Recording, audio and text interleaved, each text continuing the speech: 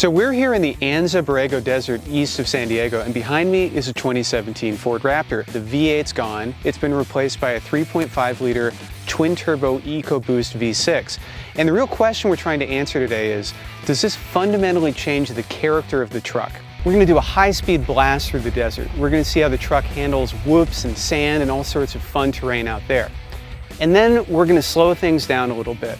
We're going to take it through a technical rock crawling section and evaluate the truck's incredible articulation.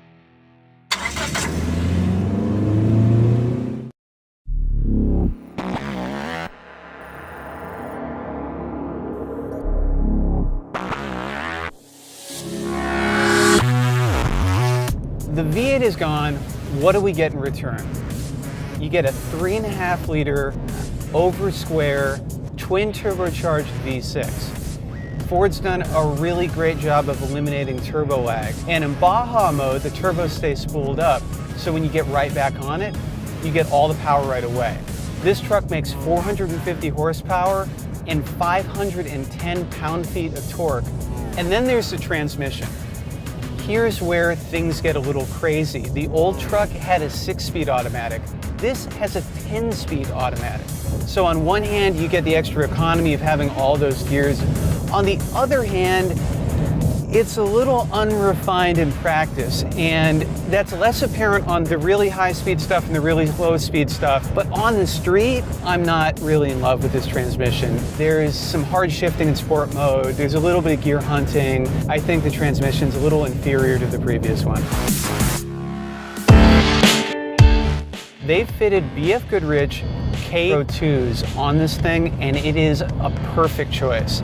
This tire is sort of the sweetheart of the off-road aftermarket. It's something you can drive on during the day. It's not too noisy, it doesn't wander, and yet it provides real great off-road traction. We saw it work well in the sand, we saw it work well in the hard pack, we saw it behave really well on the street, and there were really windy paved roads leading up to our off-road course. So we've really experienced this truck in sort of all of the extremes that you can ask this tire to perform in, and there seems to be no compromise inherent in it.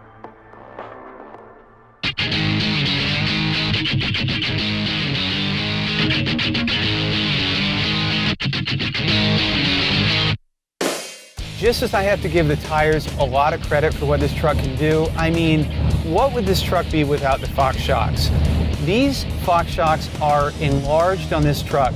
They offer 44% more capacity. That means this truck can soak up bumps you would swear would tear the thing apart. We hit some stuff today that I was bracing myself against a huge impact. And all you have to do, give it a little gas to stretch that suspension out, and it's amazing the impact the suspension can absorb.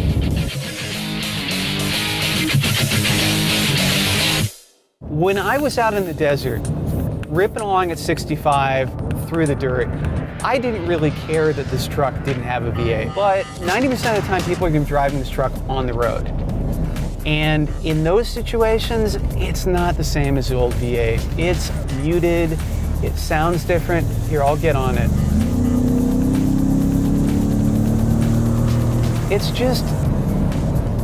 It's not the same as a V8. There's a bit of a cognitive dissonance going on. You have a truck that's performing like it has a high-strung race V8, and you have sounds coming out of it that sort of are, I don't know, it sounds more like a Nissan GTR than a Ford pickup. So I'm having a bit of trouble reconciling all those things.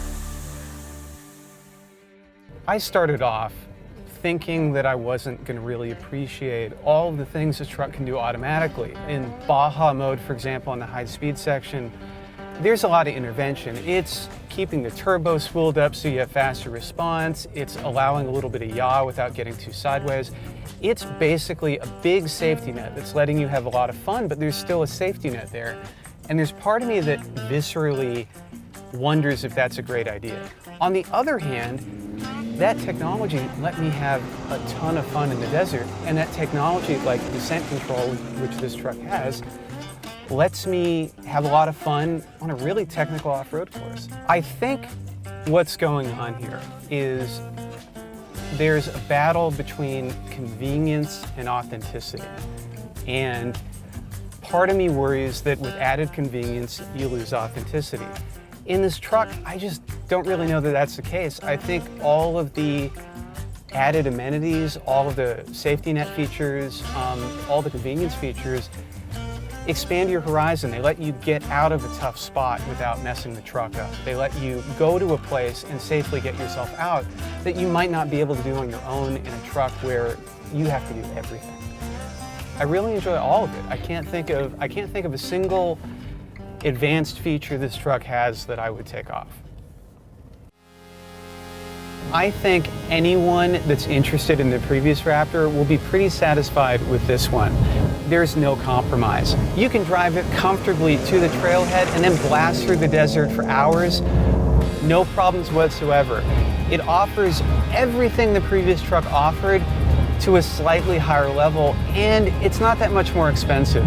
So while in an ideal world, I think we'd love for there to be a way in which it still had a V8 and provided that V8 sound and thrill.